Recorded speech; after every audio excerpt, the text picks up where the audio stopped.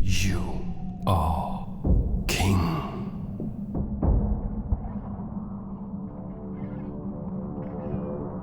You lead the army.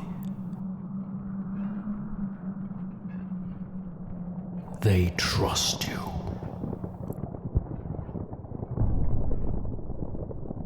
There is just one small problem.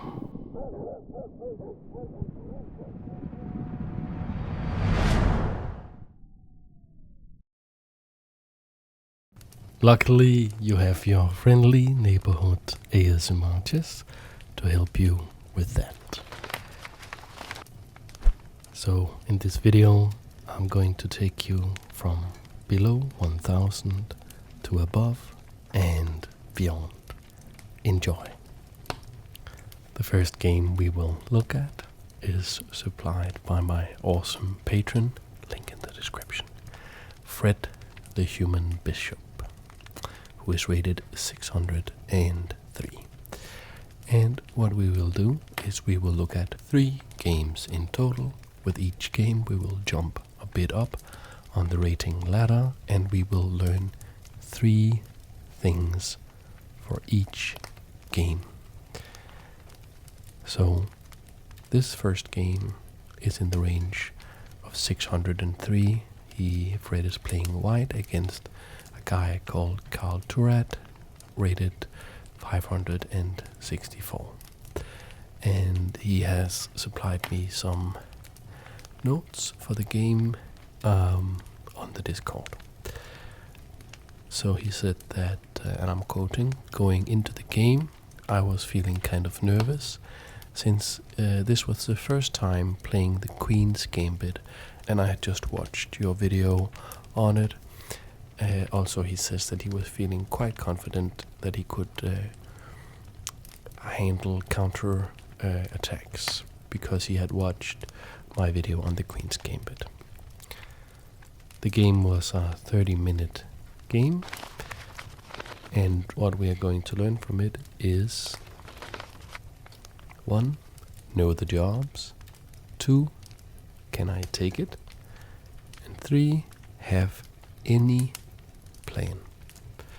And we will make sense of those as we go along.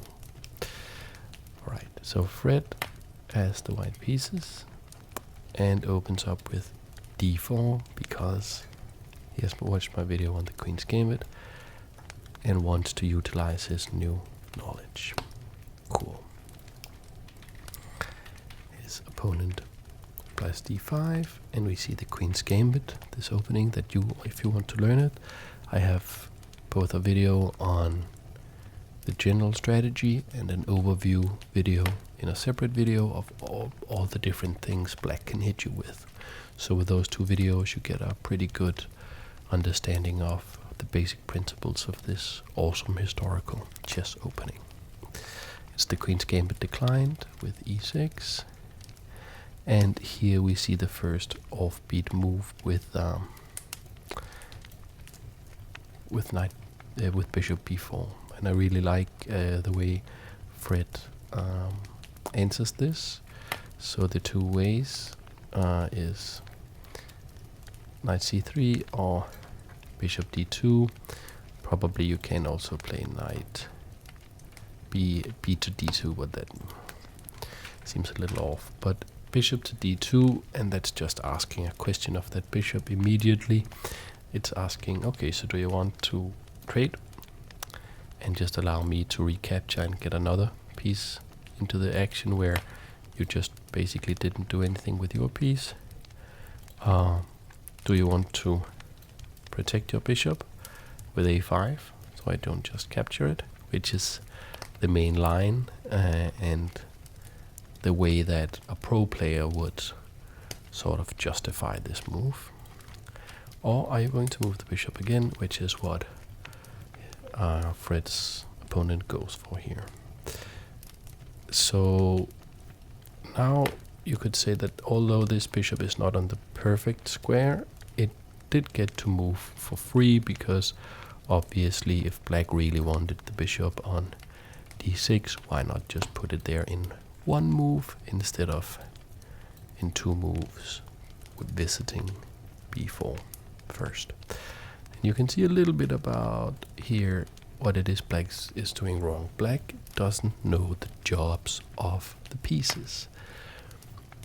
A lot of people, when they learn some opening, they memorize all these lines. Okay, he plays d4, d5, c4, e6, knight f3, knight c6. That's good if you are an advanced player. But if you don't know why you are playing the moves, if you don't know what job the pieces have on the different squares, it's just a complete waste of time. So when you study an opening, particularly if you are rated below 1000, what you really need to understand is, why do you want the pieces and the pawns on the squares that you want? That is what you need to understand. And we can see how black really doesn't understand this principle here at 564 is his rating. And you will see this game's a very good example. So we see e6, and this is a part of the Queen's Gambit system setup, and it's very nice for white here to just play these simple, good, natural moves that is in accordance with the opening plan. Knight f6, bishop to d3, that's where the bishop wants to be. And now this is the first real mistake, serious mistake from black. Bishop to d7. And watch this bishop in this game. This bishop does not belong here. This bishop belongs on this diagonal. And if you know the Queen's Gambit declined, which is what you're playing here, you know that this is the bad bishop. It's the light squared bishop. It is blocked in by these pawns, and your job as a general or a leader for your pieces, one of your responsibilities is to distribute the labor and find something useful for everybody to do. And you must know that this bishop is probably not going to be very effective on these squares. On c6, you're blocking the knight. And these two squares, I mean, they are very firmly under my control. So if you know the opening, you know that on d7 you're just not getting anything out of this bishop. You need a different way to develop this bishop. And in this position, the correct way would have been to play b6 and put it here, the bishop on the long diagonal in the so-called fianchetto position, and black's position would have been absolutely fine. As it is, with bishop d7, it is starting to go south a little bit. The other way to get this bishop into the game is to find a way to be able to play e5 so that the bishop can come out this way. Okay, so know the jobs of the pieces, find an opening, and understand why the pieces have the jobs that they do. Okay, Fred castles, and we see e5, which is the second thing, number 2, that we need to learn from this game. So they say it's easy as ABC 1, 2, 3. We have three things we want to learn at each stage, at each rating stage, and each game, each of the 5 games that we look at, represent one such. On e5 here, let's first see that Fred played knight c3. And that misses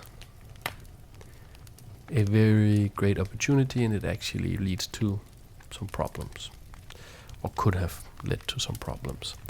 The first and the second rule here, of course, is, can I take it? And that is just something I want you to ask yourself every time your opponent moves a piece. If you're rated below 1000, every single time your opponent moves a piece, just ask yourself, can I take it? You don't need to calculate 5 moves deep. We don't need, at the lower levels, we don't need to calculate checkmate in 17 moves. We just need to find a way to effectively use our mental resources. And one such effective way is to just ask yourself, can I take it? If you try to calculate, go with me here. Can I take it? Okay, this point I can. What if I take it with the knight? I win a pawn. Can he recapture my knight? Yes, he can capture with my bishop, with the bishop. Can I then capture the bishop? Yes, I can capture with my pawn. Is there anything else that can capture? No. Okay, so you won a pawn. That's pretty good. Then, if you have some more energy, you rewind, and then you try the same thing, but you capture with something else first. How about capturing with the pawn first? Imagine, like, we're not calculating a billion different moves here. We're just looking at the piece that your opponent moved, and then we're just asking ourselves a simple question, and we calculate 1, maybe 2 moves ahead. We don't consider all variations. We just look at the most obvious we possibly can. Okay, we tried taking with the knight first. Now we try, what about if I take with the bishop, with the pawn first? Okay, we know already that the knight is already protecting. So we would have a pawn here that was protected by a knight. And now what can our opponent really do? The pawn is attacking these two guys.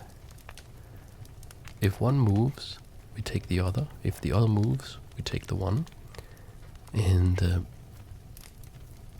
if the bishop takes, we take the bishop. Can I just show it? Take. Oh. Take. Take. And take. Okay, so that's very, very simple calculation. So every time your opponent moves a piece, you ask yourself, can I take it? What is the most obvious thing that could happen? I'm not saying it's going to be right all the time. I'm not saying that at all. I just want you to ask yourself that question every single time. Okay. Fred played knight c3 instead. And this allowed e4. So black could have pushed here, creating a fork.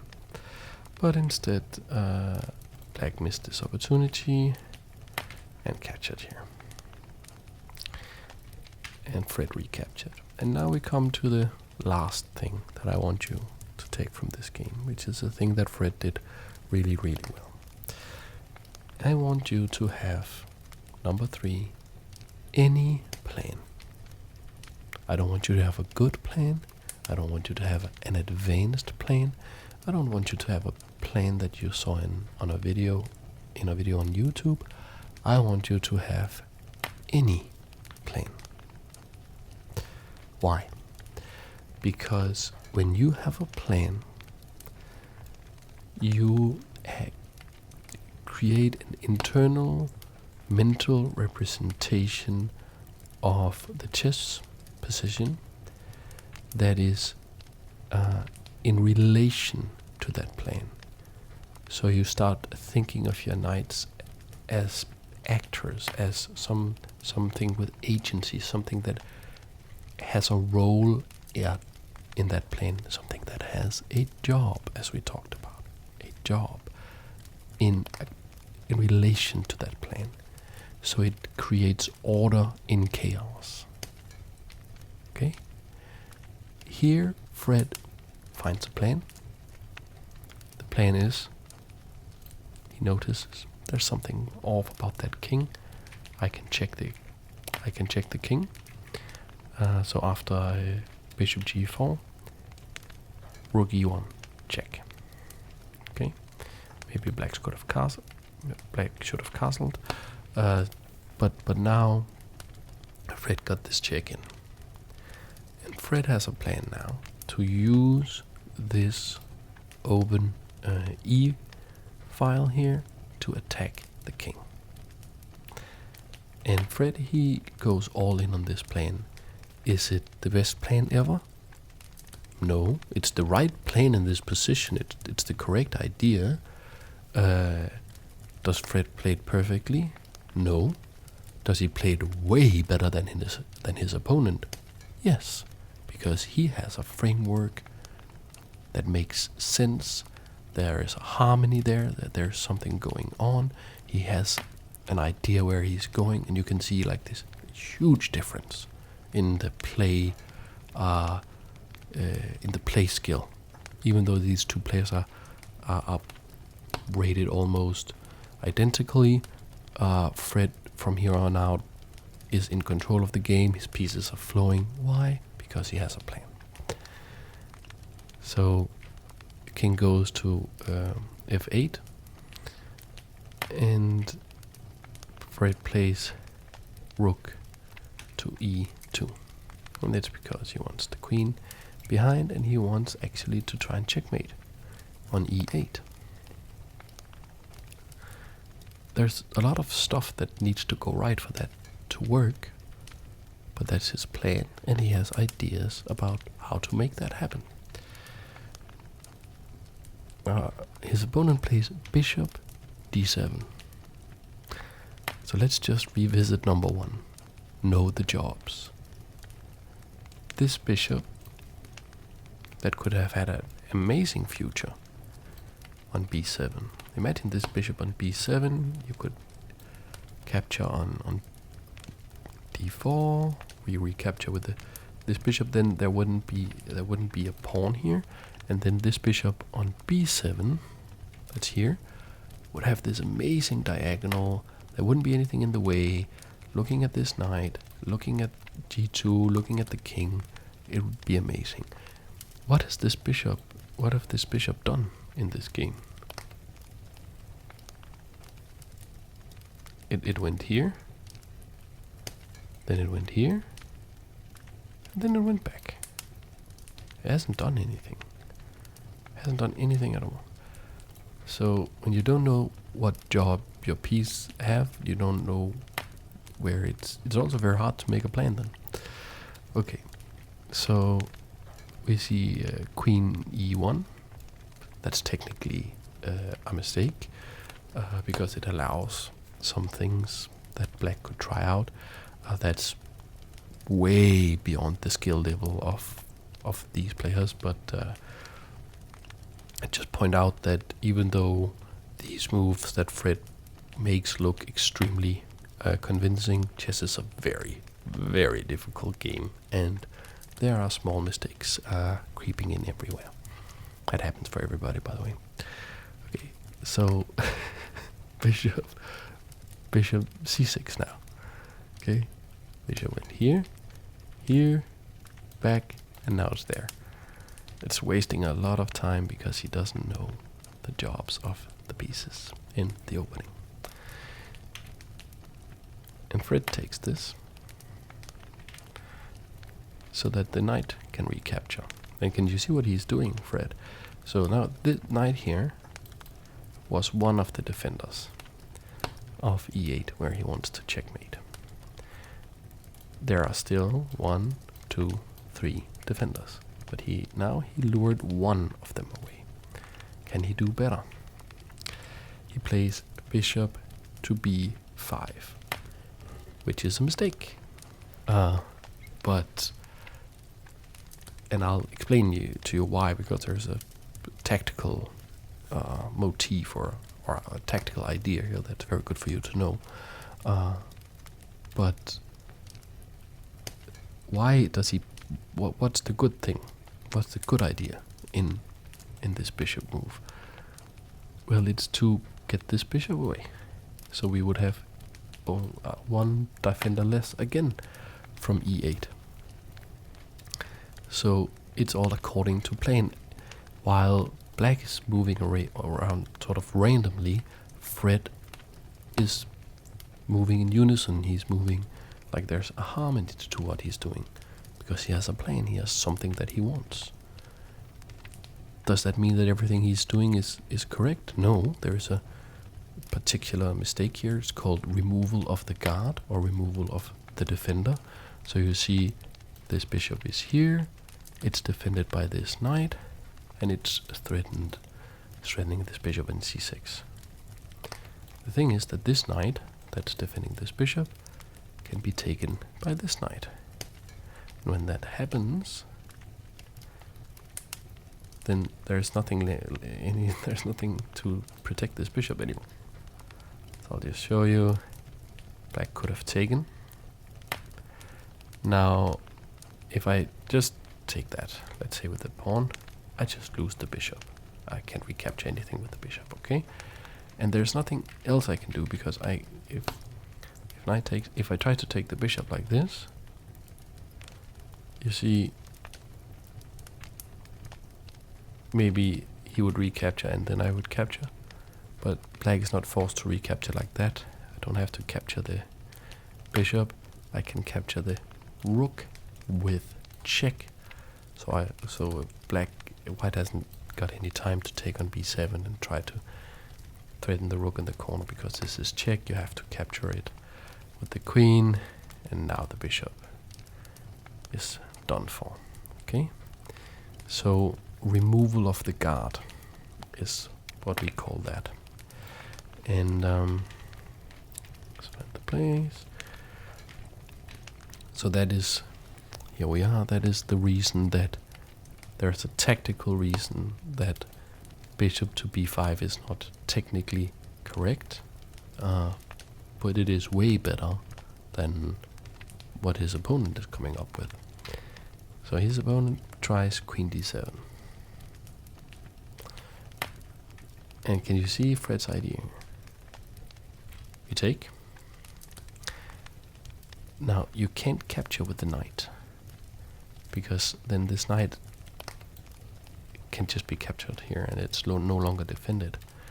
So black captures with the queen, thinking, yeah, it's fine, everything's fine, I'm capturing with the knight here.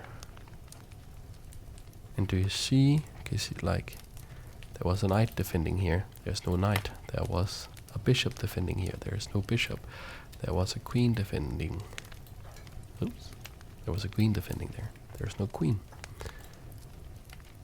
But the queen is here, it's still defending.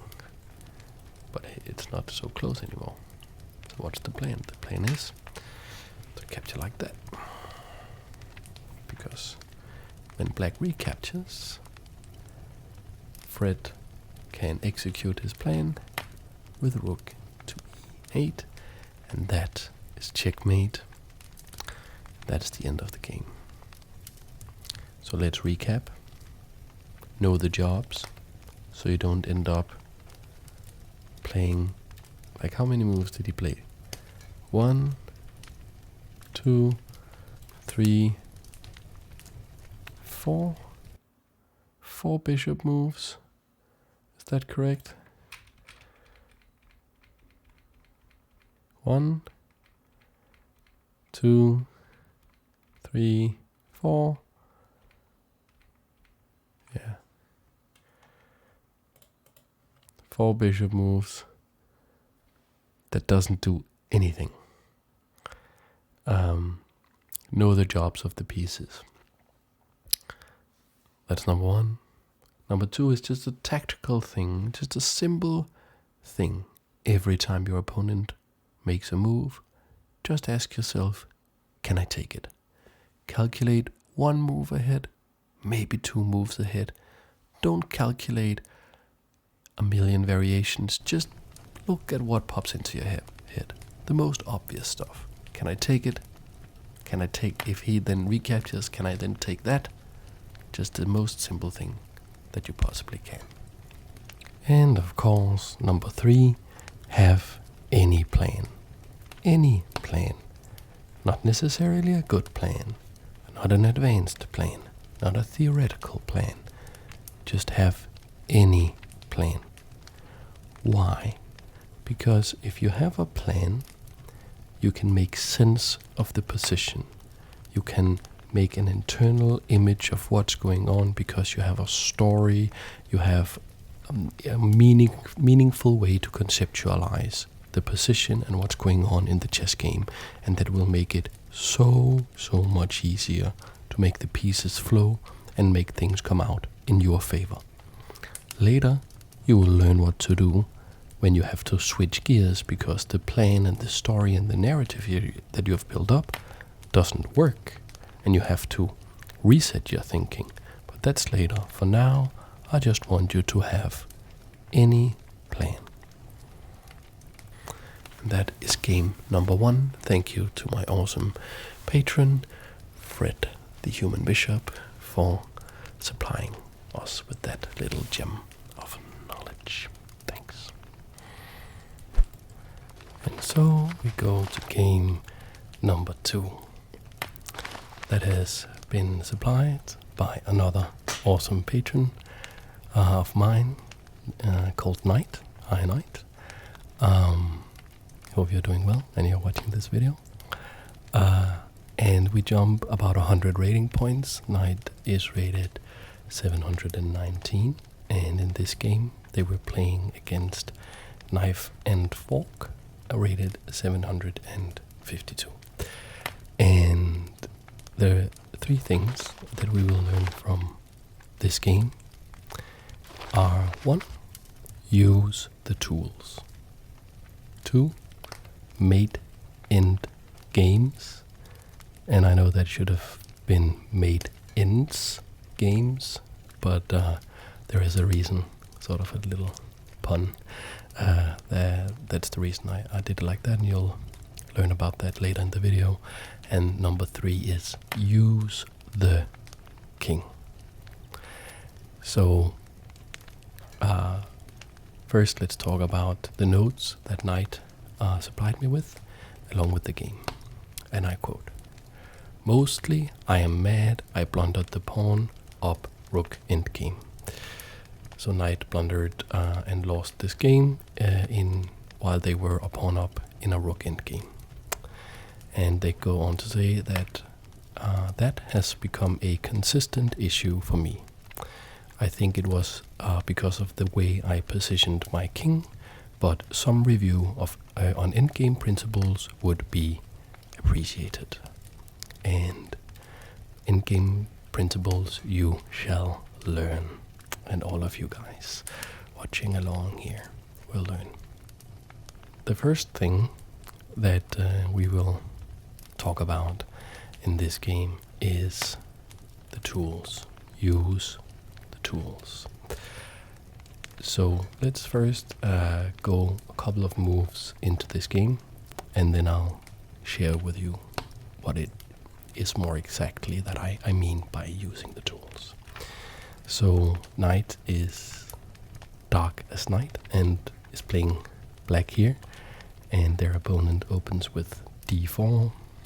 We see knight f6, and you see this little book icon next to the pieces. That is chess.com, which is the site I'm currently using. That is their way of telling you that these moves are so-called book moves, meaning that they is part of established theory. These are well-studied, good moves in this position that has been played in this case for hundreds of years, and they are very sound and solid. Knight c3 and g6, going for what could be a modern defense or Indian defense, Peer's, e4, and now the book is back, and that is because the move order they played in this game was a little off compared to how sort of a very serious player or like a GM or whatever who really knew their stuff, they wouldn't have played this exact move order, but now we have transposed back into the known opening. And we see again knight f3 and bishop g7, and this is now a classical Peer's defense. It is spelled Pirc, P-I-R-C, but it is pronounced Peer's defense. And we see the first real new move, which is bishop g5. It's a fine move, but it's not part of theory. And now we see c5, and this is where I'm going to talk about using the tools, because this game is very, very atypical for 700 rated players, in that it has almost no mistakes. You see this little question mark and exclamation mark next to the move c5. That means that the computer thinks that this is an inaccuracy or a mistake. And it is one of the few mistakes in this game. And usually when 700 rated players play, every second or third move will be a mistake. So we are going to learn how to use the tools. And this is something I really want you to be excited about, because this is a privilege and a luxury we as modern chess players have. We have all the tools, the computer assistant that has, and the databases that has been developed, and they are free to use. You can use it on Lichess, on chess.com, anywhere you go on the web you will find these tools, and they are absolutely amazing. And if you are interested in how it works and how computer chess works, I have an entire video called The History of Computer Chess that you can go and watch and get up to speed of as to like how these tools were developed during the last 250 years.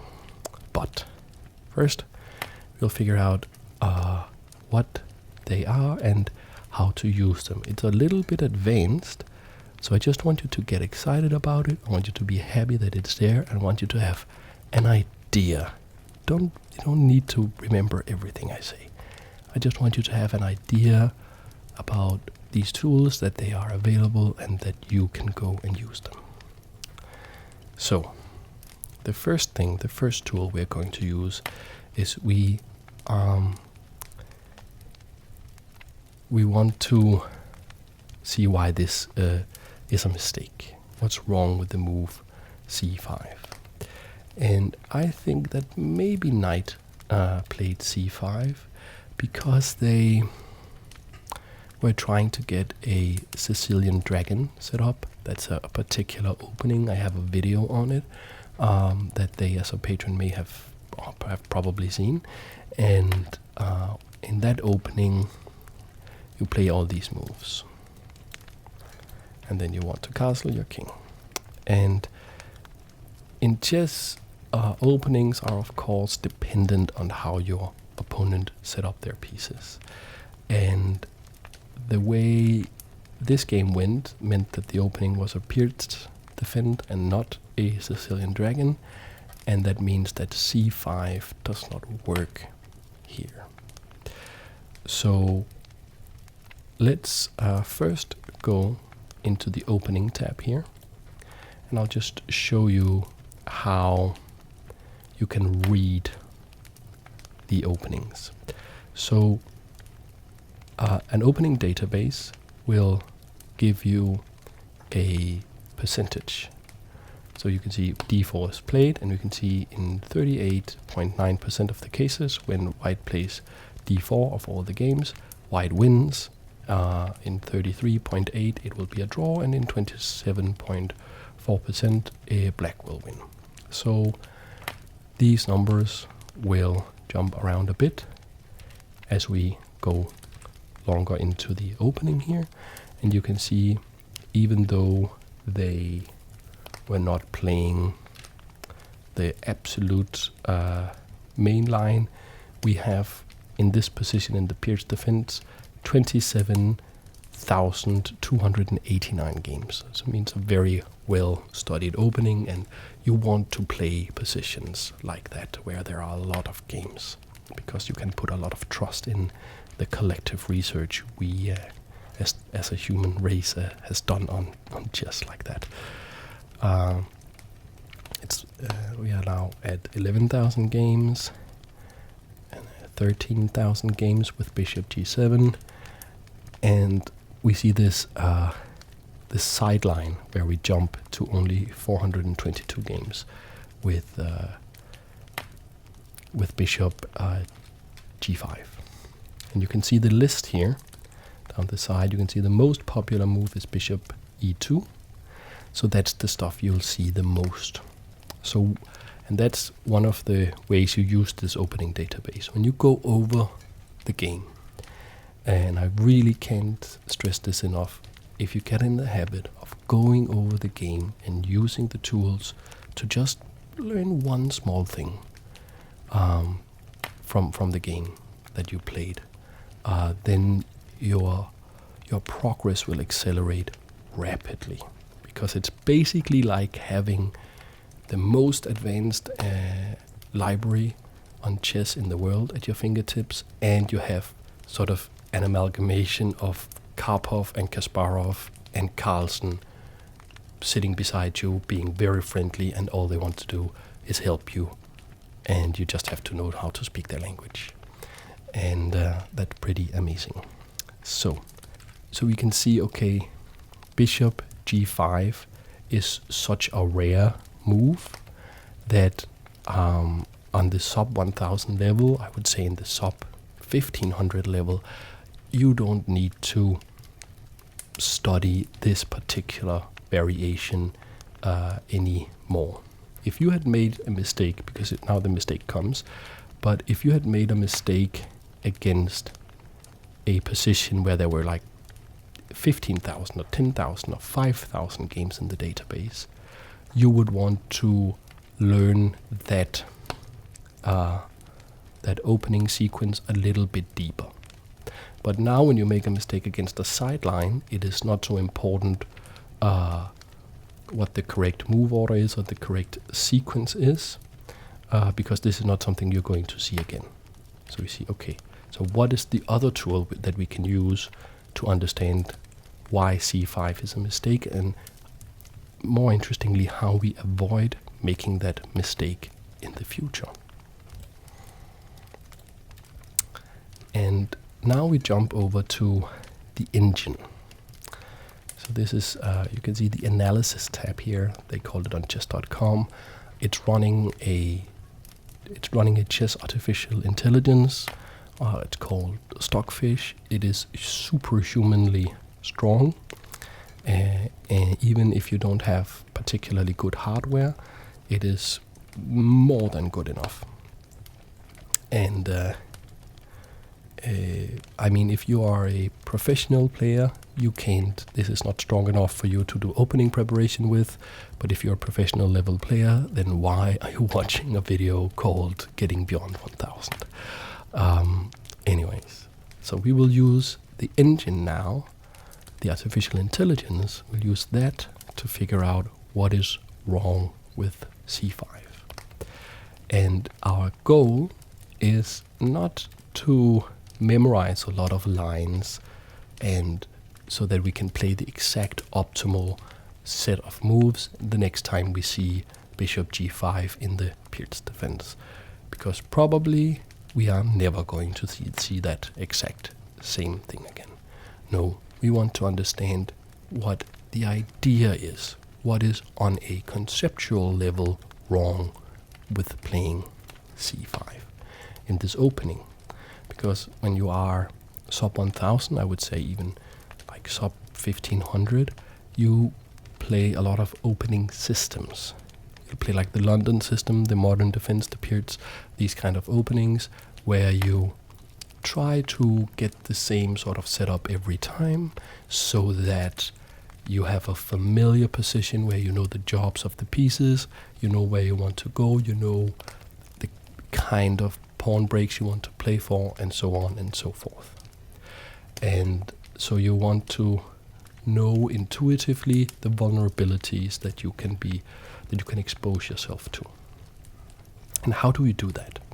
Well, with the engine, you can see up here in the white box, it says plus 2.28, and when the engine outputs a positive number, that means that number indicates an advantage for white, and when the number is negative, it's an advantage for black. And again, you can go and watch the history of computer chess video in order to understand how this works on a like closer to the middle on a computer level. But for now, if you are +1, it means that white is up the equivalent of 1 pawn.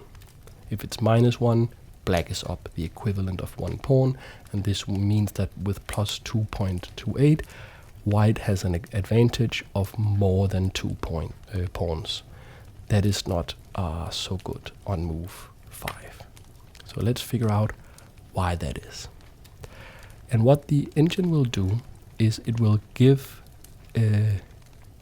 its evaluation. It will also give its reasoning for that evaluation that you can see expressed as these weird 6 dx c5 qa5 bb 5 plus whatever. That's algebraic notation. Maybe you already know how to read it. If not, it looks like gibberish or hieroglyphs or something. It's really not difficult. If it like Q is queen, B is bishop, N is knight, and X is takes, plus is check. And if it's just a small letter like D, it means the pawn on D takes C5. D means this pawn, because it's a small letter. X means takes, and C5 mean pawn on C5. D takes C5. Okay. So that is what it says. Okay, that is what white needs to do. And I'll go click show lines here, so we can see that the number 1 line is plus 2.28. Number 2 line is plus 1.33. So there's only like one way to really punish black here, and the third one is only plus 0.79, which at the sub 1000 level is not something you really want to be concerned about. So what you want to do here is you want to understand what should white have played. White didn't play the correct way, by the way, but you want to know what is the hole in my conceptual understanding of my opening that made me play this wrong idea. And you say D takes C5. Okay, you try that out. And then you read, okay, what does the computer recommend for black? You're not necessarily going to do that, because it says Q A5. That means queen to A5 means queen here. And you're not here to memorize stuff. And so that if that move doesn't make sense to you, you're not going to explore that as the first thing. You're going to explore, well, what if I just take? You're going to take your most basic intuition, like the first ideas that pop up in your head, and they're going to explore those. For instance, when you play C5, you see that it's protected by your D pawn, and that's your justification for playing C5. When he just or she just goes ahead and captures it anyway. You want to know, why can't I just recapture? So you input that into the computer, you just do it, it thinks for a little bit, and then it spits out what white should do. Here it says qx d8 plus, that means queen takes d8, check. So that is queen takes d8 with check against the king. Okay, you input that. Here there's only one move, you recapture. And you are not down material yet, and it's not completely clear why this is so bad. But you start getting a feeling that maybe this is not why you play the Pierce defense. You don't want to lose castling rights and have your king floating in the middle of the board. Still, we are still, it's not clear that this is so bad. We want to just go a little bit deeper. So we see, okay, now the computer says 000 plus. That means long castling with check, like so. And now we can see, okay, we are getting checked again, and we only have these two pieces developed, and we just allowed white to castle with check developing the rook, and white has now 4 pieces developed. And this bishop is also ready to join the action, so we get a sense now, okay, this could be something that is not particularly pleasant. Computer says that it's best to block with this knight.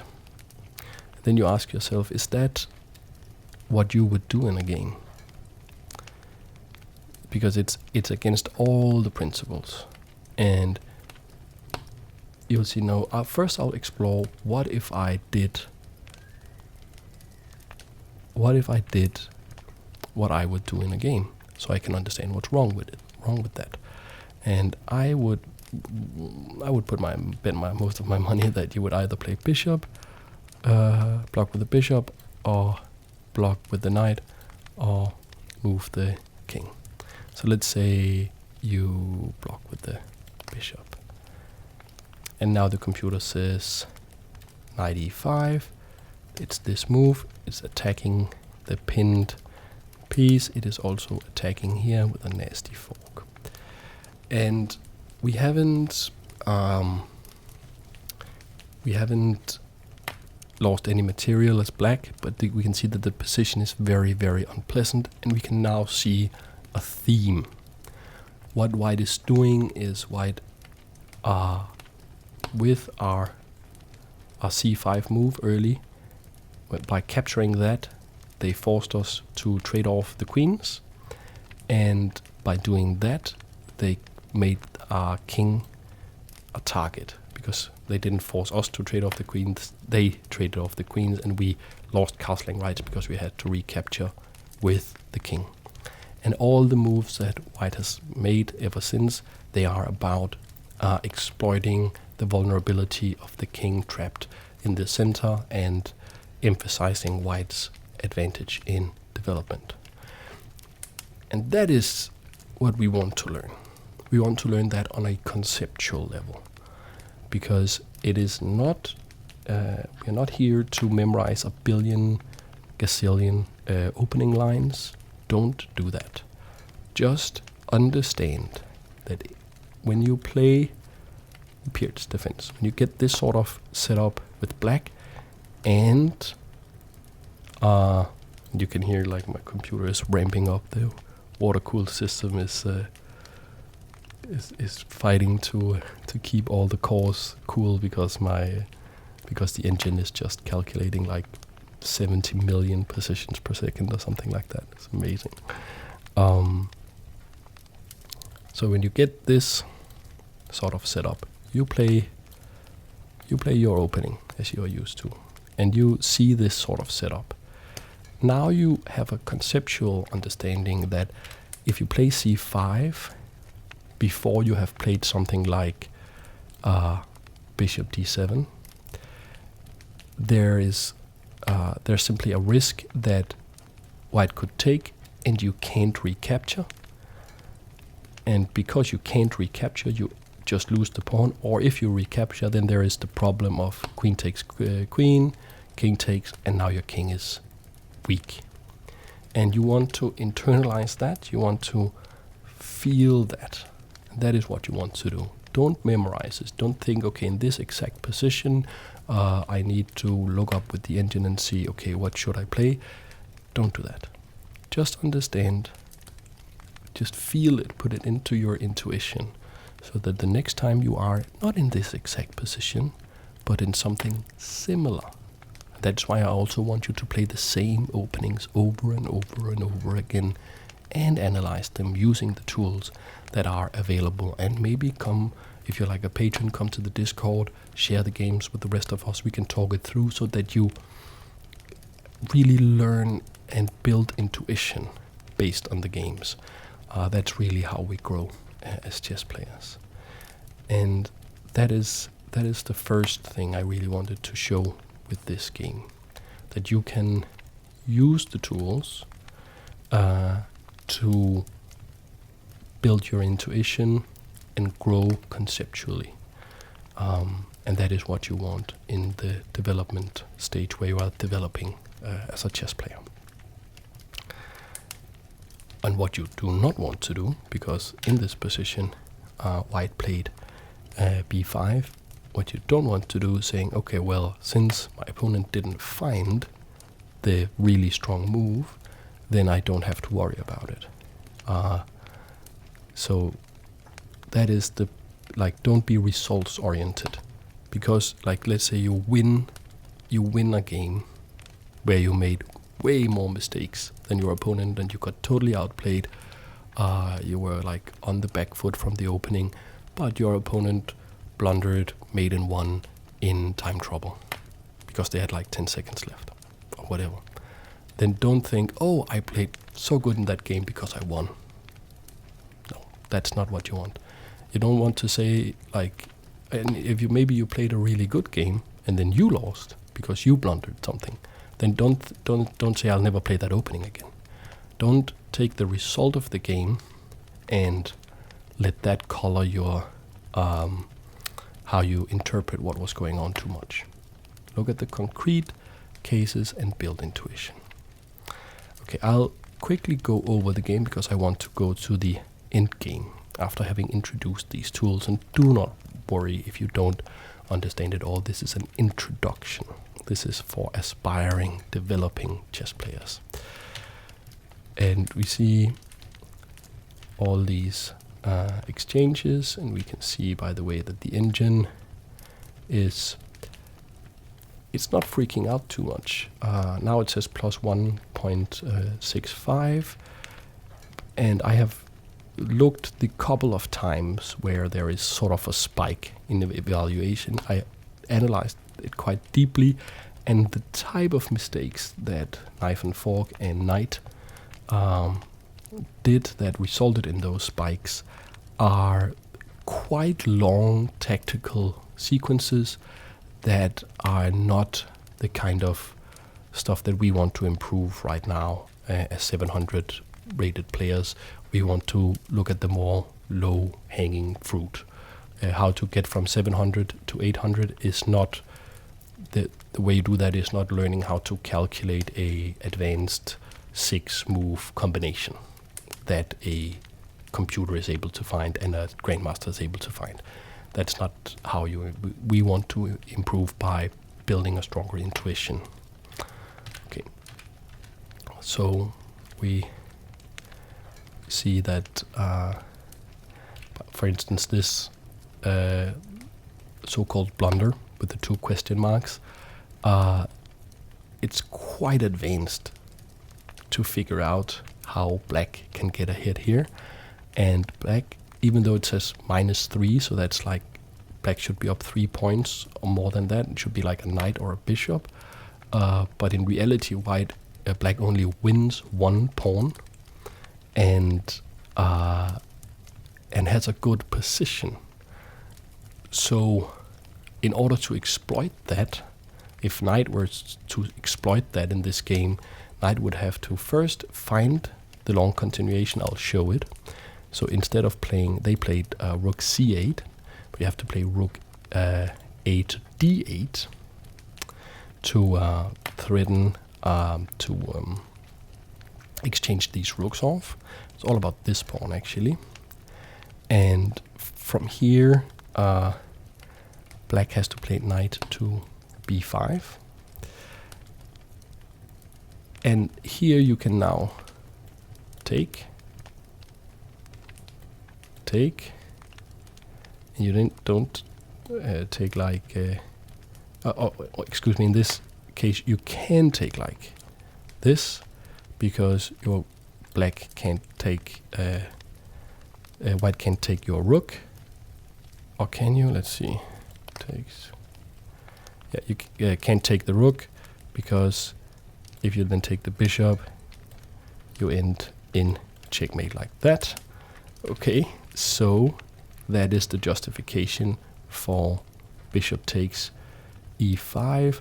Then here you play knight c3, and you have to first be able to calculate all that. Then, like that, you can leave the bishop here where it could be taken because you have a mate in 2, and this is couple moves into the future that you have to have all this in your head. And you have to also understand that that this position, and you can see the computer's kind of changed its mind as well. It's now minus 1.7, so it's not that big of an advantage, because like when you actually explore a little deeper, sometimes the computers change their mind. I also have a video on that called When the Computer is Wrong. That's also on the channel that you can go and watch, because you have to understand that even though the computers are super humanly strong, they are not perfect. You can't trust them implicitly.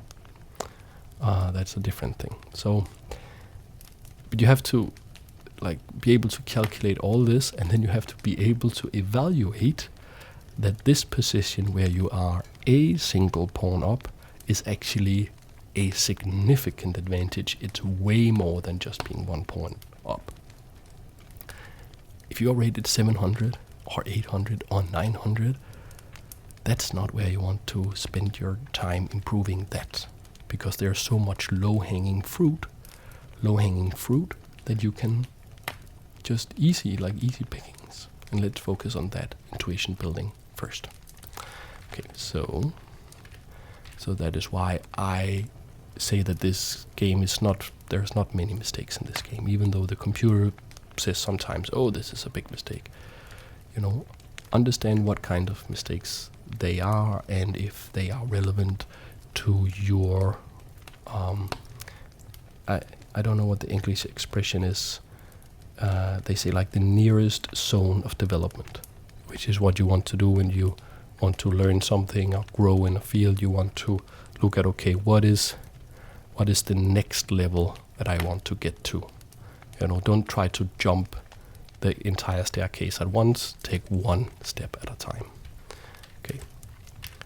And we see the knight getting centralized. We're just going over the game, and we see a simplification. We reached this endgame, and maybe you can guess that there is a rook endgame coming up like this. And here we have reached the endgame. We are now done with number 1, which is use the tools, and we are here to learn some endgame principles. When we get a little higher up in rating, there is also particular endgame techniques, like the Lucina position, that we want to learn, and we want to have those memorized. Some, not like a million of them, but they're like some basic ones. We want to know what something called a position, what that is. But that is not now. It's not techniques, it's principles. Because what we do is conceptual, we learn principles, and we build intuition. And number two thing that we want to learn for this game is made end games. I know it should be made ends games, but it's end game, you know, end games, made in end games, and that's that's why I wrote it like that. And this is inspired by former world champion Garry Kasparov, who is, to my mind, the greatest chess player that has ever lived.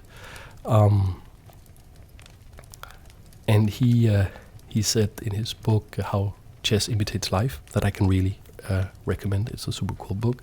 He said that many a player has lost a game because they were playing an end game while their opponent was still playing a middle game. And what he meant by that is that when you get to the end game, you've heard all of these things about it's push the passed pawn, put the rook behind the passed pawn, and as white here, you have this passed pawn, you want to queen the passed pawn, you want to make a new queen and win. And in reality, that is only part of the equation. It is what defines most endgames, but you can still checkmate. And in this position, knight's opponent played c4, which is a double question mark move. It's a blunder, because can you see what knight missed? Because knight trusted their opponent. So I want you to not throw out half of the tools you have in your tool bag when you reach the end game. I don't want you to throw away all sort of checkmating your opponent or making forks or winning material, the stuff that you do in the middle game, because all of that stuff is still relevant in the end game. And knight played rook to c2, which is a missed win, because knight wanted to control this pawn, so it didn't queen. Of course, rook a1 check is a very big problem. There's only one legal move, just to block with the rook, and now rook takes rook, check to the king, king can't escape. Very classical checkmate there. So that's number one. So after, let's see, knife and fork had 4 minutes and 46 seconds left, and this is a game with 5 minutes for each player, and every time they make a move, they get an added bonus of 5 seconds. Yeah, and knife and fork played this move immediately, without thinking. Don't be too automatic. Not even in blitz games. Don't be too automatic. Like we tell the children, sit on your hands, because they want to, we want to. Like it's a human nature to just react instinctively. And I do want you to follow your intuition, but sit on your hands so the intuition just has like 3 seconds sometime to unfold itself so it get all the way around your system before it reaches your hand, because sometimes it needs to go through the heart or the brain and to pick up some subtle detail that maybe I should try to mate here or whatever before it reaches the hand. And then when it's been one turn around the system, or like maybe 5 turns if you have playing a long game, then you let the intuition go to your hand. Okay. So after rook to c2, which missed mate, the opponent noticed and played king f1. And this endgame is almost flawless from here, except for one mistake that knight makes. So I will quickly go through it, and then we will see what the mistake was, and I will then reverse, and then we'll talk about how the mistake could have been avoided and how black could have maximized their chances of winning this game. So we want an active king. That is actually number 3 here in the lessons that we want to take from this game, that we want to use the king, particularly in the end game. The king has a fighting power of more than 3, meaning that the king is in principle a stronger fighting unit in the end game than a knight or a bishop. Of course, always depends on the position, but the king has short legs. It takes some time for it to walk to the destination. And here, knight is going towards the dangerous passed pawn. Now the pawn is blockaded. King also attacks the rook. The rook steps aside. And here knight takes the pawn, it says. And what could be more natural in a way? Because you're now up a pawn. You have this 4 versus 3. It should be very, very good. In actuality, 4 versus 3 is almost always a draw, because if the kings are close enough to the pawns, the extra pawn is not enough. In chess, it's like in war, you need, like, it's not enough to have one area of attack. Usually you need 2 areas of attack, particularly in the end game. So you can make threats on one side of the board and on the other side of the board, so that the defending pieces get overstretched trying to run around between the 2 flanks and defend. Now, of course, here would have been very nice if white had just captured the rook, so we could recapture, and would have made a very easy game. Would probably be a draw. But white wants to try to win, and I can understand that, and attacks the base here, and we will just go over the game quite quickly. Black defends and takes this pawn in exchange for, when this rook moves, this pawn. And here is the mistake. After rook here, it is absolutely crucial that you defend this pawn by playing first rook to g1, like they do, and now rook to e1. It's the only, rook e1 here is the only move that can save the draw, save your draw. But instead, we see king c5, which seems like such a natural move, trying to get back into the game with the king, but it loses, and there's just no way to stop the active white rook in picking up these pawns. And here knight resigned after white took this, because there's 2 passed pawns. It's going to like make 1 or 2 extra queens. There's nothing you can do. Okay.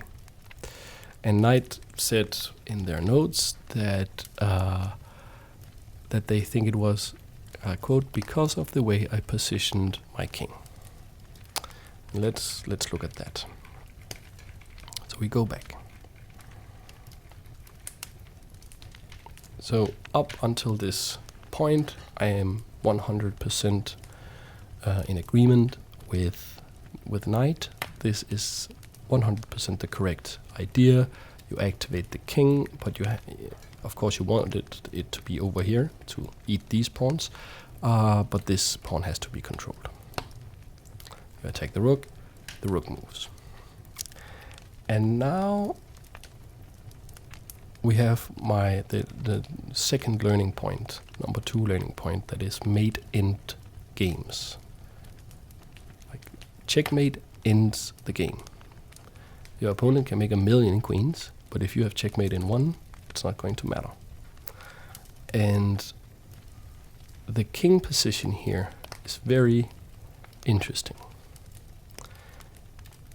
Your advantage is, of course, that you have this majority, 4 pawns versus 3 pawns. But if your king is not part of the action, you have 3.5 worth of fighting power here, way away from the action, and your opponent has 3.5 points of fighting power close to the action. Your rook, though, knight's rook here, is excellent, cutting these 3.5 fighting power off from defending these pawns. And also checkmate end games. If we can put the king there,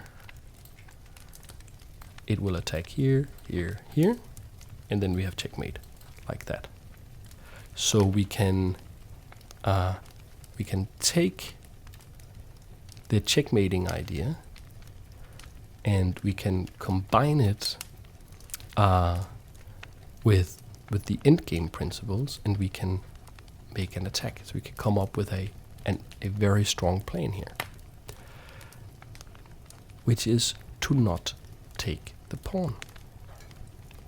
Say we went up here, we controlled the pawn, but we also came way closer to the king, to the base of the pawn chain, which is f3.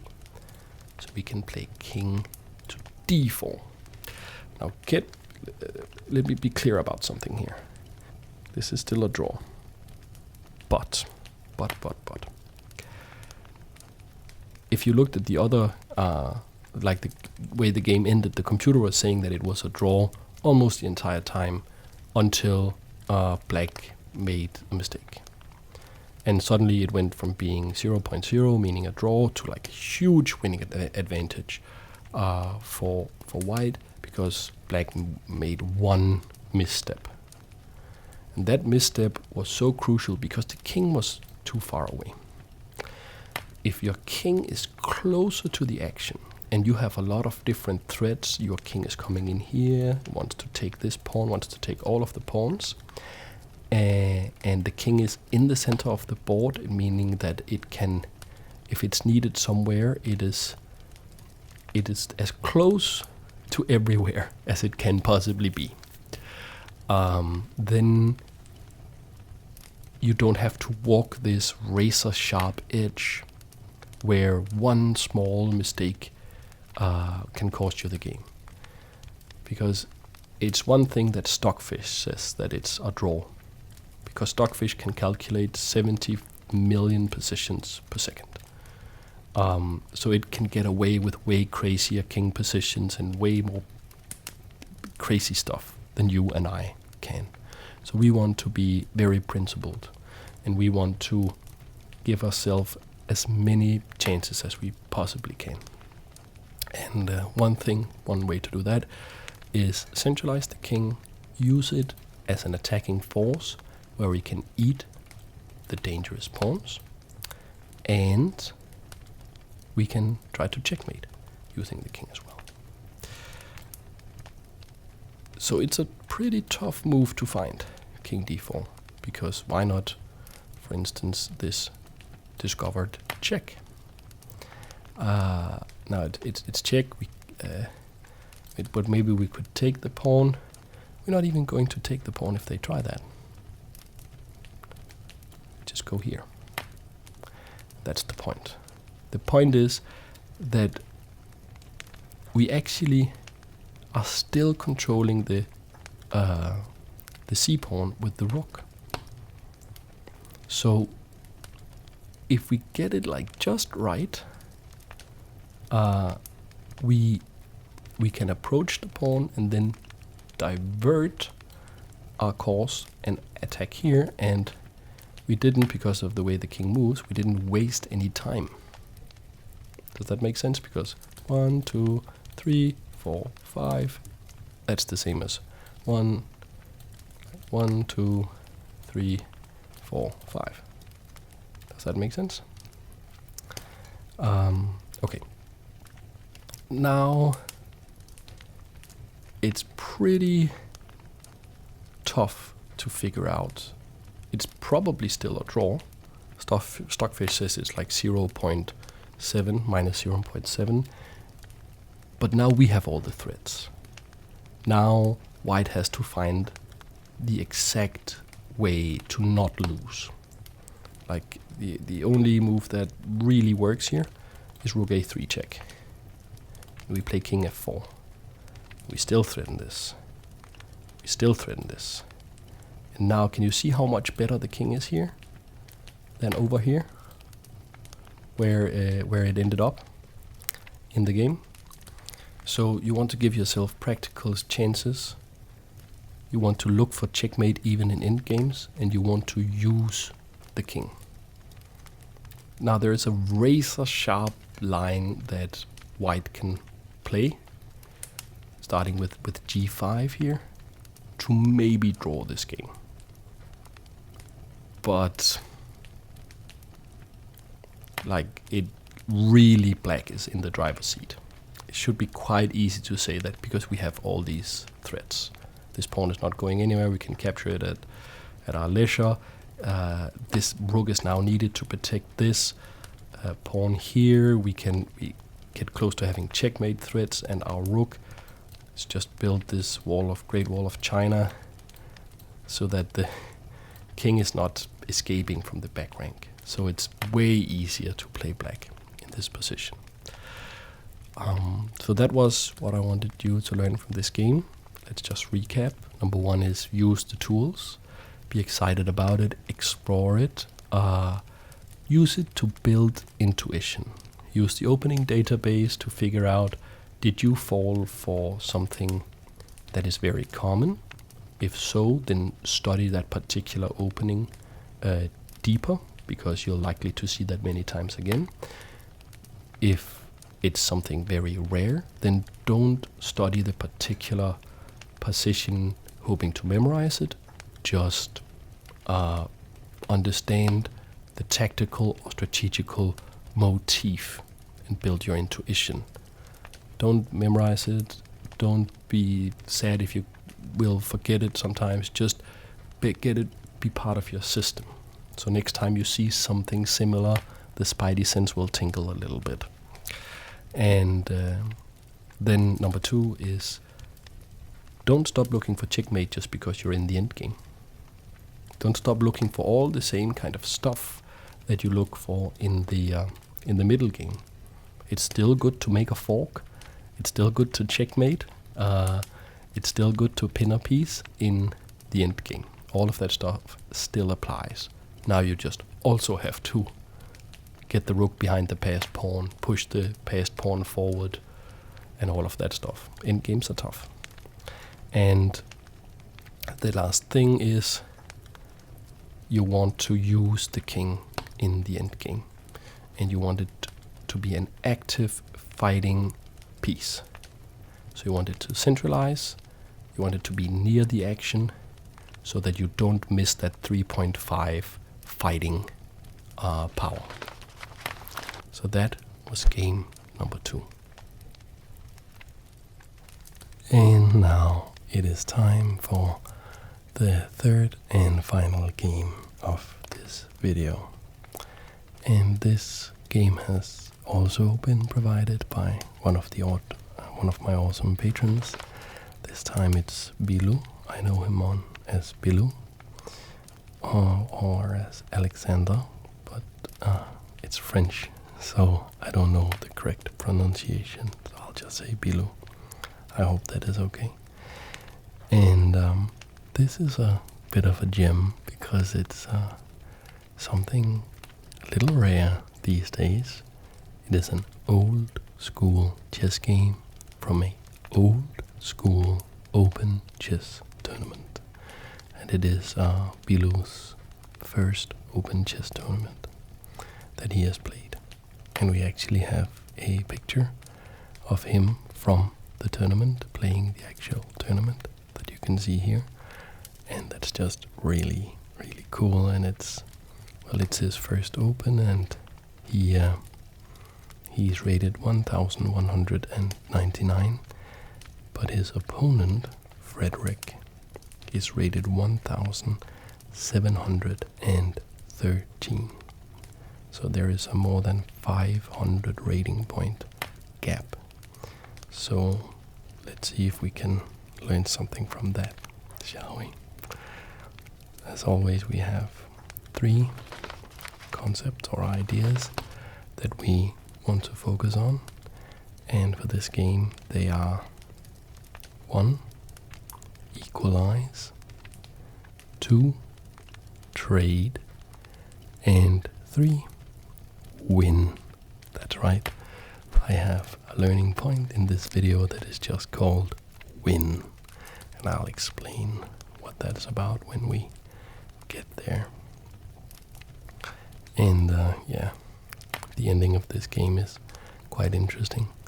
And Bilo has supplied me with some notes on what happened there. But let's first look at the number 1 thing, which is equalize.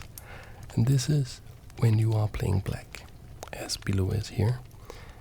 He's facing d4 from his pretty serious opponent here. And with black, you want to equalize. And it's pretty, can feel a bit unfair that white has the advantage. But as you get better and better, and you get closer and closer to the 1000 rating mark that you want to, beat and surpass, this opening advantage, the first move advantage that white has, will get more and more pronounced.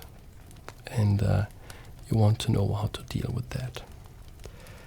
And we see here in the opening, these are all book moves, but now we see Queen c2.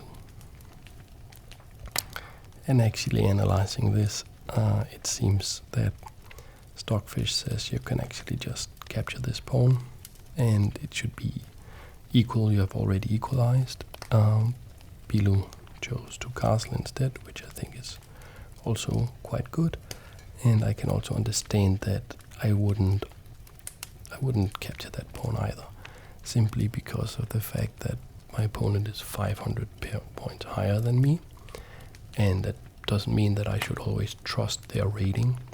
But in the opening phase of the game, I mean, if they offer up a free pawn, but they have immediate compensation, I mean, they could play e4. I would, well, actually, they would maybe then hang d4. I mean, it's just risky, because if you go for the pawn and they get their compensation and you don't know the position, it's not part of your opening preparation, it could very well be part of their opening preparation.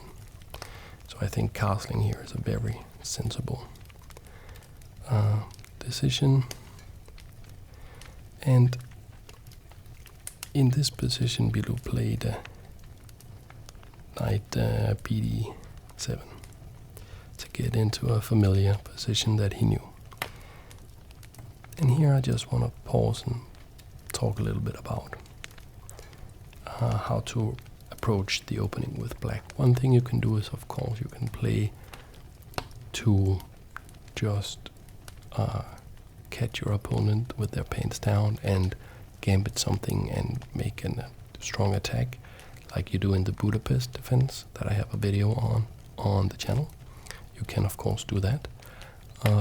But in most situations where you are not able to catch your opponent in some preparation that you have, what you want to do is, your first goal is to equalize the position.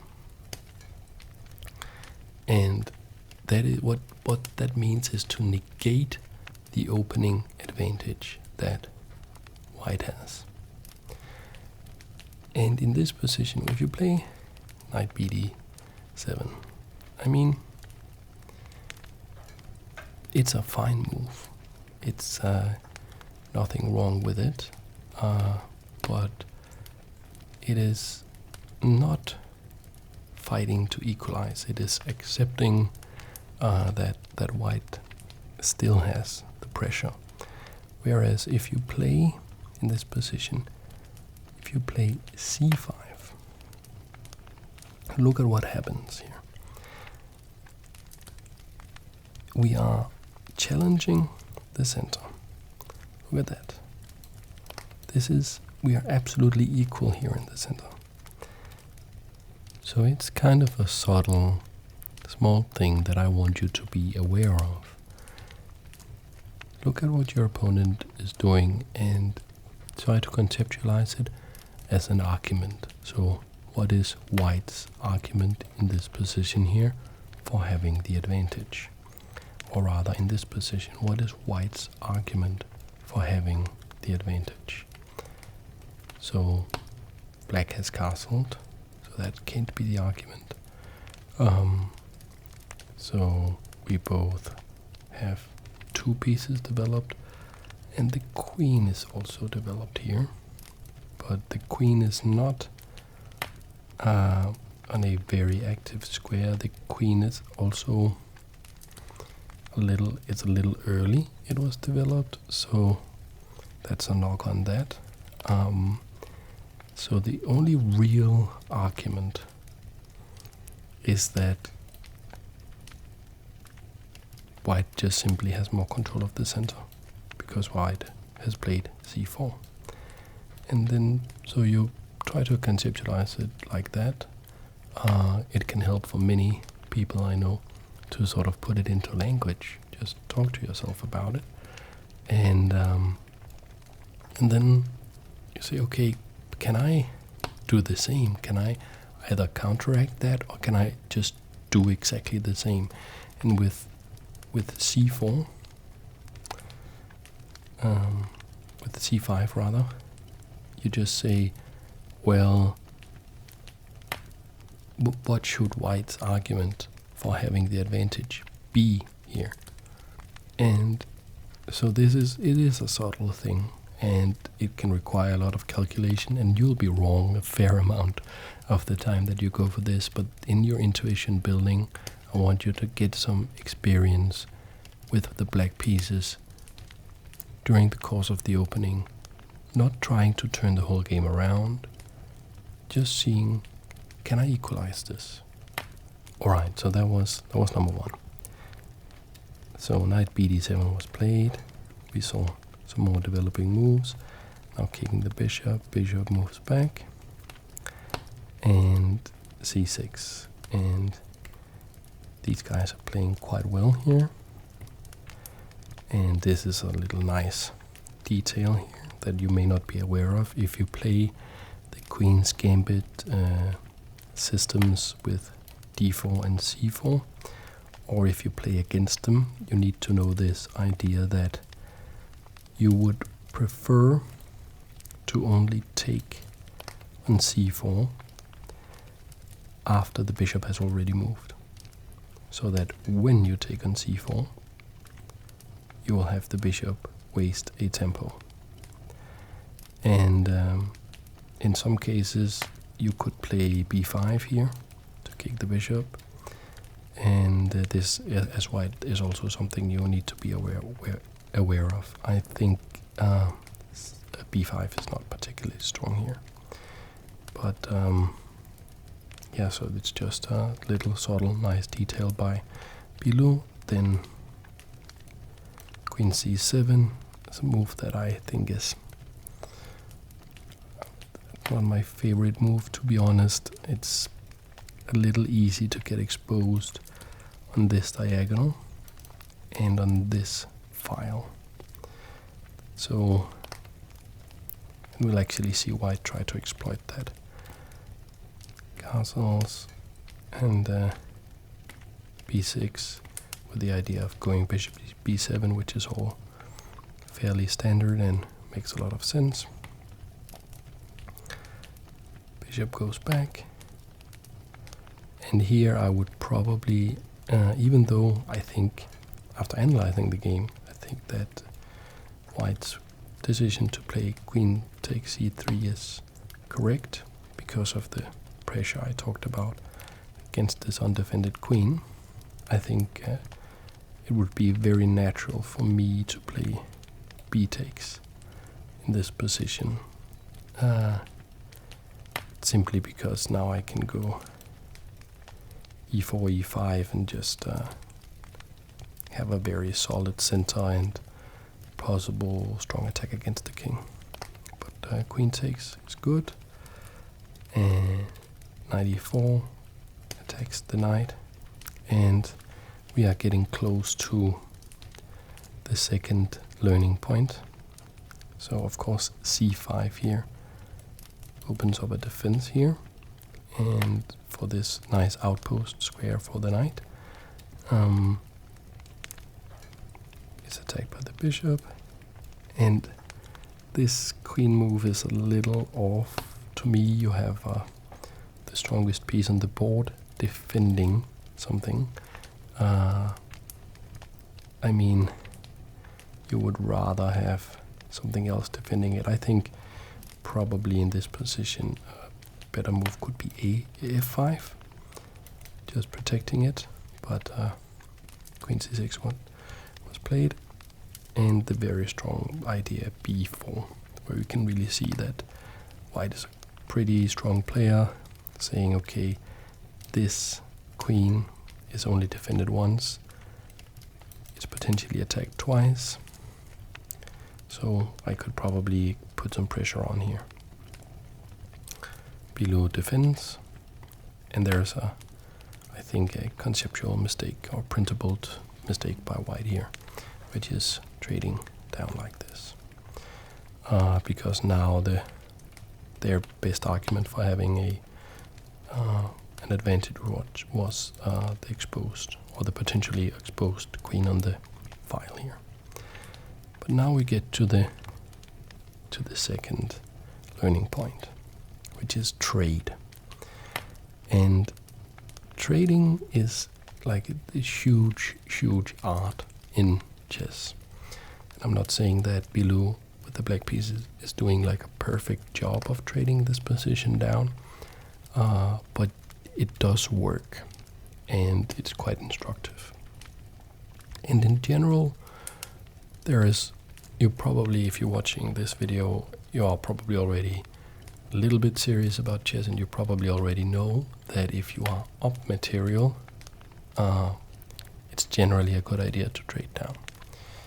But there's a more sophisticated way of thinking about it, which is if the trades leave you with a better position than your opponent, or if it makes it easier for you to play, or even psychologically just more comfortable for you to play, those trades should be considered very carefully, as they are probably beneficial to you.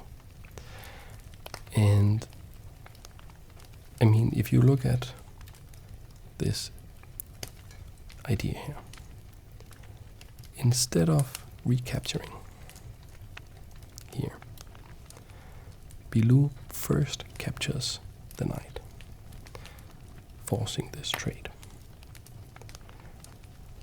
and now captures here. There is a tactical problem with this, which is that white could have played rook fd1, attacking the knight here, which is tactically means that this sequence of trades would probably fail.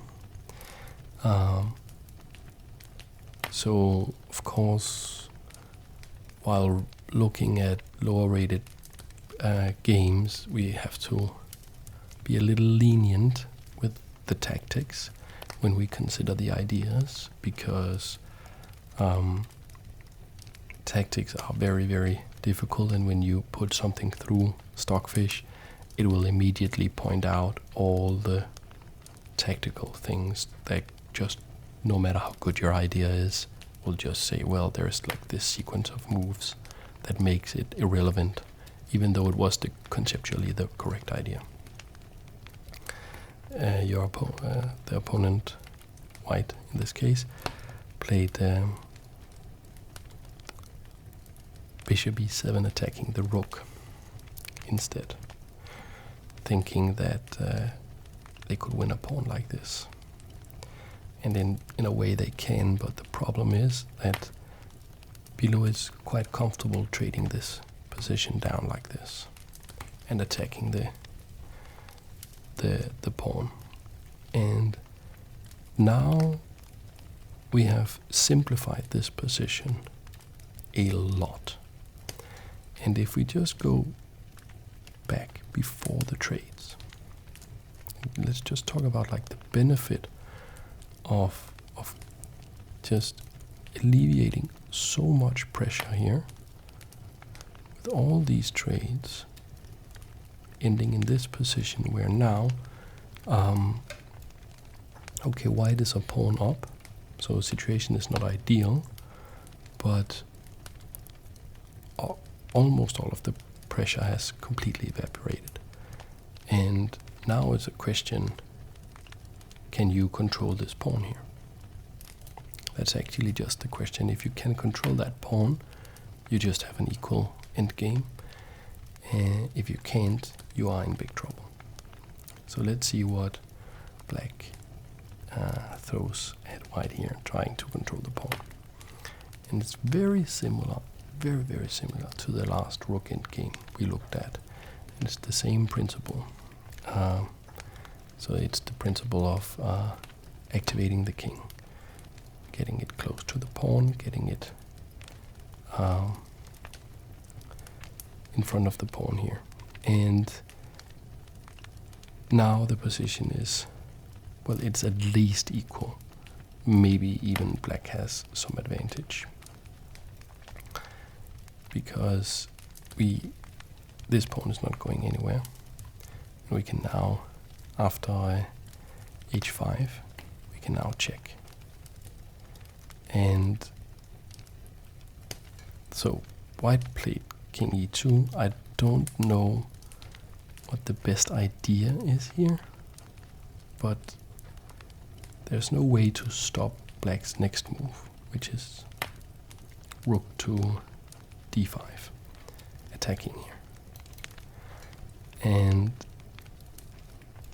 so when you trade down to an endgame like this, if you have the strong king, your opponent being up one pawn, sometimes not a problem at all. You can see the king was strong and was able to blockade the pawn. It got under control really fast, and now black has slight advantage because of the superior king position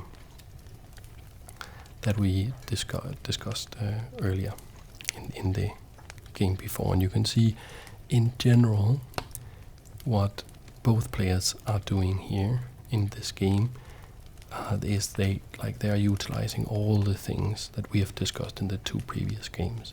They both know the jobs of the pieces. They put them on the active squares. They do all of these. Things. But in addition to that, Bilo had a quite effective way of trading down to a pretty good endgame. And then the next thing is the next thing we want to learn is just to win. And I want to say that I say that kind of jokingly, but what it is about just keeping on. You will see when you watch Grandmaster games that they, like I am doing a video, editing it right now these days about a Karpov game, like this famous Karpov-Unzicker game. And of course Karpov is this like huge genius, and Unzicker resigned in this game, and there's like 25 moves to checkmate, and you'll see that in the Grandmaster games that they'll resign quite early when the position is hopeless. If you're a sub 1000 player, or you're a sub 1200 player, or a sub 1500 player, gotta keep on keeping on, man. I mean, just the tenacity is awarded in chess. it ain't over till the fat queen sings. It really isn't. And a lot of crazy stuff is going to happen this end game that you'll see. But Bilou is just keeping on trying to make threats, trying to win the game. And it pays off. You know, quite a funny way actually. Okay, so for now the rook is attacked. This position is very, very similar to the last game we looked at. And Bilou plays rook h5, which is an absolutely fine move. It's just going to pick up this pawn really. And I mean, maybe you could also actually capture this. Because your king is quite good. But I think like rook h5 is absolutely fine move. And in a way there's no reason to capture the c5 pawn. Because it's controlled. But also maybe just for peace of mind, get it captured so you won't get in trouble with it later. Because now the king comes, rook takes, and so the problem here is that now the king is protecting the pawn, and then white wants to go around somehow and get this pawn rolling. Right now we have one of the entry squares protected by this pawn, but the other entry square here is not protected, so it could become a problem. Still, black is quite active, and the king is like black's king is just, if you play it correctly, just stopping all these ideas. And you can see this move is really good. I really love this move because it attacks, of course, f3, but it also protects the base, like the weakest point of your pawn chain, which is like super relevant here. And I think actually black is just winning this position. Of course, white needs to get active somehow, wants to get in with the check that I mentioned. And we see h5.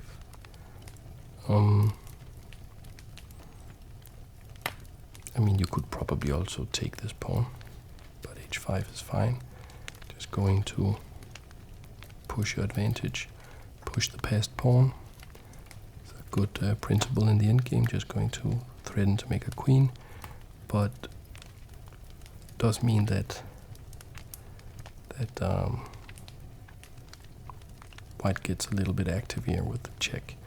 You have to go to c7, so there is no check here and picking up these two pawns. And you can see how important the idea of having the rook defending this is too. So now it's basically only this pawn you have to keep an eye on, but you do have to keep an eye on that. And now it's attacked like this. And Bilou takes this pawn, allowing check and king here, and check, and then king here. And I mean, it's still good for black, but in a position like this, I would probably see if I could find a way to not allow white in the position, because you can see one thing is your pawns are falling, but your king is getting pushed back and the king is getting worse. You know, you want to have, like earlier in the, if you go back in the end game a little bit, like here, we had the good king near the center, and black had the, white had the crabby king here that wasn't active. And now if you go forward, we do win a pawn and another pawn, and we do have pushed this guy a little closer to queening. But our king is not so good now. So I think in this position here I would try to see if I could make something like king b7 work. So to attack this, of course the problem is white will come with the king, but you have this defended by the rook. Even if you capture this later, you still have it defended, and I think I will try to blockade white, not allow white to get in that easily. But yeah, this is just a variation I looked at earlier, where here in fact it looks like it's pretty bad for black with this check, but actually black can play king b8, and now black is winning because you can't really get in. The point is that this check doesn't work because you can't go and capture after you win that pawn. You can't capture here because you have the excellent rook defending here. So that's the point there. But rook endgames are tough, and Bilou is pushing and trying to win, which is what I want you to take away from this: the tenacity. Just going, okay, I found a way to grab a pawn here. I just pushing, not giving up. And another check, attacking the rook, and we get actually a very similar situation here. And now another pawn falls, and blockading and trying to go here, and you can see what white is doing very well here is using the king to basically checkmate. So checkmate ends games, also in end games, as we learned earlier, and you can see that white is a strong player, but Bilou is just not giving up, finding these resourceful ideas, and this should be a draw. The best thing that white can do in this position is actually to just keep the checkmate threat alive, and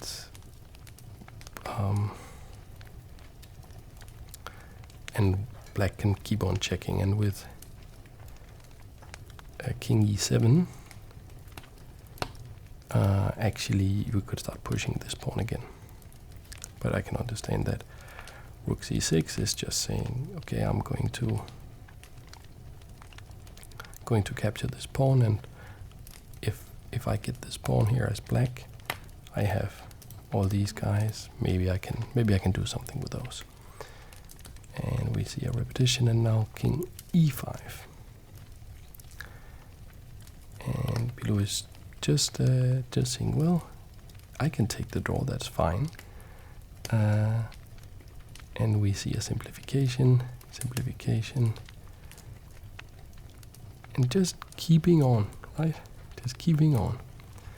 Takes, and protecting here. And Bilou has then told me on the Discord that at this point his opponent was getting quite low on time. And this is quite funny. And his opponent was apparently very determined that he needed to win this game because of the 500 rating point difference. And you can see, by the way, like this is a draw. It's a table-based draw, but it's again like the other game we analyzed. This king is bad, and black needs to be precise because this rook is good. Cutting off the king, this king is good, ready to shoulder up the pawn. So so white is a draw, but white has practical winning chances if black messes up. You can see here, there's a check.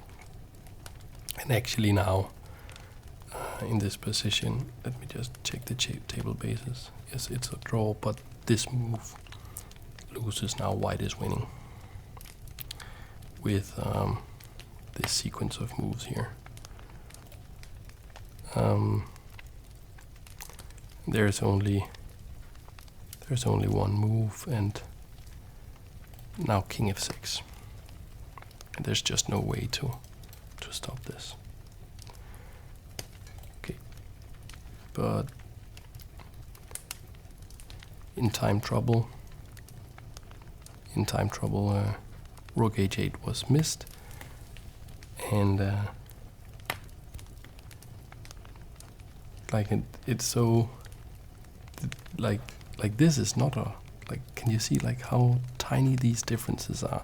It looks like almost exactly the same position. Why can't I play check here, and why doesn't king f6 win?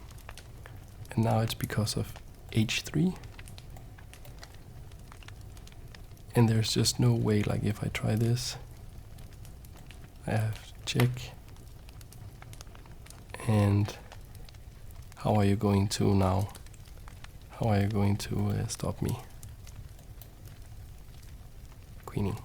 So like these rook end games are very, very tough. But they were playing, and I'm just going to find the exact quote. They were playing here, and after this move, they should just shake hands, because this is a draw. There's no way you're going to lose this position. Well, that's not true. There is one way you're going to lose this position. I'm just going to read. Here is the crazy part of this game. Bilo writes, my opponent really wanted to win at all costs, in parentheses because of the elo difference. And we were both at this point below 1 minute. And after my move 60 rook e2, he started by taking a look at the clock. It was around 20 seconds. And then he started thinking. Parenthesis, I was like, WTF, are you doing, man? It's over. And then there was like 5 to 4 seconds left. And I wasn't showing anything because he was deeply focused. And then at 1 second he grabbed his king to take my pawn, but it was over because the flag fell. And I was like, really? We played 4.5 hours for this outcome. Crazy game. Anyway, hope you have a great time analyzing it. Yes, I had an amazing time analyzing this game, and I think it's just so funny that your tenacity was awarded. No, you didn't play perfectly, but who does? But you kept on pushing, you kept posing questions, and this guy just really wanted to beat you, and then he committed harikiri, like he ended it himself because he was not able to understand that it's going to be a draw, and he had not been able to prove that he was a better player than you, and that means he ended up losing the game. That's my the belief that you can win. That is what I have as my final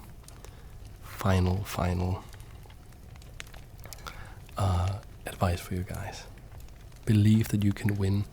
Try to win. First you try to equalize. You don't try to equalize because you want to draw. Equalizing is the first step. Then you do trades, and you do intelligent trades by finding a way that is beneficial to you. You trade when you're up material. You trade good pieces for bad pieces. You take the pieces that you have that are not doing that much, and you trade them for pieces that they have that are doing that much. So you make intelligent trades. Trade their best pieces for your worst pieces. And trade psychologically, trade into positions that are more comfortable for you. If you are being attacked, trade off attacking pieces. Get into the end game and then just play to win. There are so many ways you can win in chess. Don't give up. And if you end up losing the game, you did your best. You did your best, and it's fine. And you will win the next game, or the next game, or the next game. So those are my, all in all, that's 9 points that I wanted you to learn in this video. Please put in the comments how it has been going for you in your quest to get above and beyond 1000 elo. Thank you so much for watching. I hope I will see you in the next video. Thanks.